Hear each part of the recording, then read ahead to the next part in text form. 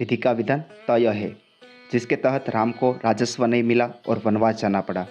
ना ही भगवान श्री कृष्ण, जो तीनों काल के विजेता थे, वो भी महाभारत का युद्ध नहीं टाल सके। लेकिन उसी युद्ध भूमि में जब अपने ही परिजनों के सामने अर्जुन ने हथियार डाल दिए, तब भगवान कृष्ण अर्जुन से कहते हैं, कर्मण्ये वाधिकारस्ते माँ फलेषु कदाचन माँ कर्मफल हेतु भूर्मा ते सगोत्स्व कर्मणि। अर्थात कर्म ही पूजा है, कर्म ही भक्ति है, इसलिए कर्म को पूरे मन से करना चाहिए। कृष्ण ने अर्जुन को कर्मयोगी बनने का उपदेश दिया। ये तो हुई भूमिका। अब आज की बात क्या है, शबरी प्रसंग। तो इसकी शुरुआत एक मानस की चौपाई से करते हैं। ताहि देहि गति राम उदारा, सबरी के आश्रम पगुधारा। सबरी देखी राम गृहम आए, मुनि के बचन समुझे जिए भाए। हम और आप अपने जीवन को संवारने या जिंदगी की बुलंदियों को छूने के लिए अपने हिस्से का संघर्ष करते हैं, लेकिन हर बार हमारे प्रयत्न सफलता की मोहर नहीं लगाते। कुछ प्रयोग हमें सीख देते हैं तो कुछ सफलता। एक असफलता से जीवन में अवसरों का अंत नहीं होता है। व्यक्ति की फल के प्रति आसक्ति ही व्यथा का कारण है। यदि वो फल के प्रति आसक्त न हो तो कोई व्यथा ही नहीं होगी। अब आपको उस कथा से रूबरू करवाता हूँ जो रामचरितमानस में लिखी है, जो जिद से जिद की कहानी है। एक राजकुमारी थी, राम भक्त थी। उसके पिता उसका विवाह करवाना चाहते थे, पर वो नहीं चाहते थे कि उसका विवाह आदि हो। उसे बस राम चाहिए थे। विवाह तय हुआ, शादी के लिए बारात आई, किंतु अपने स्थान पर दासी को बिठाकर वो महल से भाग निकली और जंगल पहुंच गई। वहाँ एक साधु उससे मिले। उसने ऋषि के सामने जिज्ञासा प्रकट की और बोली, मुझे कोई उपाय बताइए, मुझे राम से मिलना है। ऋषि बोले, इस जन्म में तो नहीं मिल सकती तुम, क्योंकि तुमने अभी राम को पाने की योग्यता नहीं आई है। राजकुमारी ने कहा, तो फिर क्या करना होगा राम को पाने के लिए? ऋषि ने कहा, तुम्हें वे सारी चीज़ें त्यागनी होगी जो तुम में दुष्प्रवृत्तियाँ उत्पन्न करती हो, जो इस जन्म में और इस देह में तुम्हारे लिए संभव प्रतीत नहीं होता है। राजकुमारी ने कहा, मैं सब कुछ त्याग करने के लिए तैयार हूँ। तो फिर ऋषि ने आशीर्वाद दिया, चाहो तुम्हें राम मिलेंगे। वही राजकुमारी अगले जन्म में शबरी हुई, जिसके पैदा होते ही उसके माता पिता चल बसे। वह उन्हें प्रेम से वंचित हो गई। जिधर जाति लोग यही कहते हैं, ये तो पैदा होते ही माँ बाप को खा गई। पर उसने कभी राम को दोष नहीं दिया। वह अत्यंत कुरूप थी चेहरे से।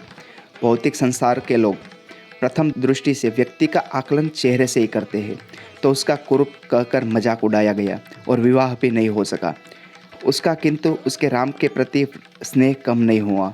उसे राम ही चाहिए थे, न कि संसार। वह गरीब भिलनी थी, उसके पास धन भी नहीं था और उससे राम चाहिए थे, न कि धन। किंतु उसकी इसी चेष्टा का परिणाम था कि उसे मतंग ऋषि जैसे गुरु मिले। उन्होंने प्रयाण करते समय शबरी को एक आश्रम दिया और बोले, तो यही निवास कर, राम तुझसे मिलने जरूर आएंगे यहाँ पर। शबरी ने पूछा, गुरुदेव राम आ भी गए तो कैसे पहचानूंगी कि राम ही आए हैं और कोई नहीं आया? मतंग मुनि ने कहा, यहाँ पर सबसे पहले कोई आएगा तो राम ही आएंगे, उससे पहले कोई भी नहीं आएगा। और ऋषियों के जागने से पूर्व उनके पूजन की और भोजन की सामग्री तक पहुँचा देती। उन्हें भान भी न रहता कि किसने ये सारा कार्य किया। वह हमेशा राम में ही ध्यान लगाए रहती थी। वह अपनी कुटिया को रोज बुहारती, रास्तों को साफ करती, सजाती, कुटिया को रास्तों पर फूल डालती। आज मेरे राम इसी रास्ते से आएंगे मुझे दर्शन देने। अगर पत्ता भी खटकता तो उसे लगता मानो राम आ गए। वो उठकर दौड़ पड़ती। उसने अपनी समस्त इंद्रियों और विषयों को बस राम में ही लगा दिया था। वह नित मीठे फल चुनकर लाती। राम आएंगे तो उन्हें खिलाऊंगी क्या? उसके लिए तो रामे खाना, रामे पीना, राम ही निंदा और राम ही बिछोना हो गया था। उसमें हमेशा राम ही रमण करते थे। और एक दिन वास्तव में वह किशोर सुषमा सदन श्याम कोर सुखधामा, अंग अंग कर बारी ही कोटि कोटि सतकाम पधार गए उसकी कुटी पर। उन्होंने शबरी को अपनी भक्ति प्रदान की, मुनि दुर्लभ को अपना लोक प्रदान किया, यहाँ तक कि उसे झूठे बेर भी जानते हुए खाए। ऐसी चेष्टा थी राम के प्रति उसकी। इस कथा में शबरी हम जैसे मानवों की प्रतिनिधि है, और राम जिसका अर्थ होता है रमयंती यस्य सह रामः, अर्थात जो रमण करता है वही राम है। वो कुछ भी हो सकता है, कोई व्यक्ति, वस्तु, ज्ञान अथवा भगवान। और जब नामुमकिन सी दिखने वाली चीज़ भी व्यक्ति शबरी की तरह करता है कि प्रत्येक स्थान पर उसे राम ही राम दिखे, प्रत्येक कार्य उसका राम के लिए हो, वह उसे अवश्य प्राप्त होती है। शबरी के लिए प्रत्येक दिवस एक अवसर होता था राम से मिलने का।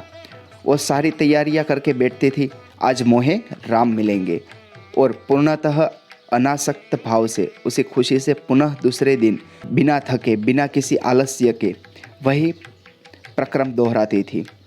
इसी प्रकार मानव को एक असफलता अथवा असफलताओं की एक श्रेणी हो जाने पर भी निराश नहीं होना चाहिए।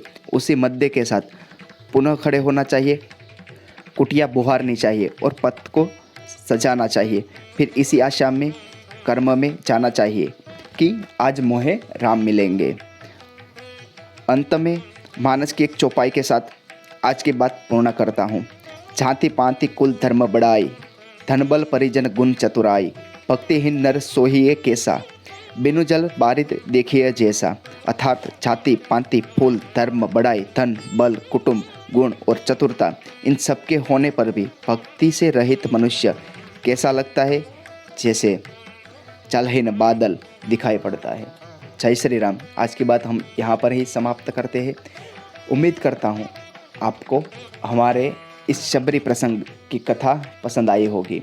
ऐसे ही रोचक और सनातन धर्म से जुड़ी बातों के बारे में जानकारी प्राप्त करने के लिए हमारे साथ जुड़े रहिए।